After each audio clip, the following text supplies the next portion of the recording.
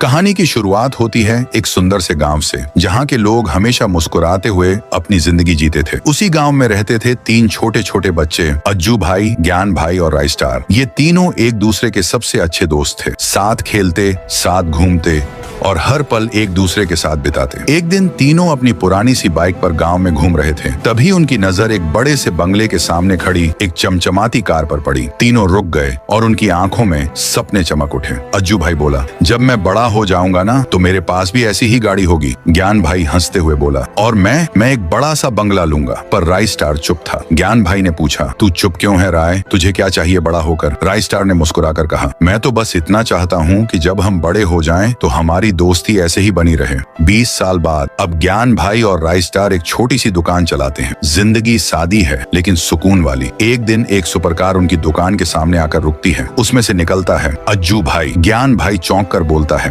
अरे अज्जू, क्या हाल है मेरे भाई? अज्जू भाई शान से कहता है, सब बढ़िया यार, देख ये कार मेरी है और घर में ऐसी 10 और खड़ी हैं, मुझे भी कोई काम दिला दे। अज्जू भाई ने एक नंबर पकड़ धाया और बोला, रात में कॉल करना। राय स्टार कुछ नहीं बोला। जब अज्जू चला गया तो ज्ञान भाई गुस्से में बोला, मैं कल से इस दुकान पर नहीं आऊंगा, इससे हम कभी अमीर नहीं बनेंगे। राय स्टार शांत होकर बोला, तेरी मर्जी भाई, लेकिन याद रख, शॉर्टकट का नतीजा हमेशा महंगा पड़ता है। 2 हफ्ते बाद राय स्टार देखता है कि अज्जू भाई और ज्ञान भाई एक लैम्बोर्गिनी में उसकी दुकान के सामने से गुजरते हैं, पर उसे नजरअंदाज कर देते हैं। फिर भी राय स्टार मुस्कुराता है। चलो, ज्ञान का सपना तो पूरा हुआ। एक दिन राय स्टार किसी काम से बैंक जाता है। वहाँ पहुँचता है तो देखता है चारों तरफ लाशें पड़ी हैं। वह चुपके से अंदर जाता है और देखता है अज्जू भाई और ज्ञान भाई बैंक लूट रहे होते हैं। राय स्टार दौड़ता हुआ उनके पास पहुँचता है। ये तुम क्या कर रहे हो? ज्ञान भाई गुस्से में चिल्लाता है, तू बीच से हट जा रहा है वरना तुझे भी मारना पड़ेगा। राय स्टार मना करता है और तभी अज्जू और ज्ञान दोनों उस पर गोली चला देते हैं। राय स्टार बेहोश हो जाता है। जब उसे होश आता है, डॉक्टर कहते हैं, किस्मत अच्छी थी, गोली दिल को नहीं लगी।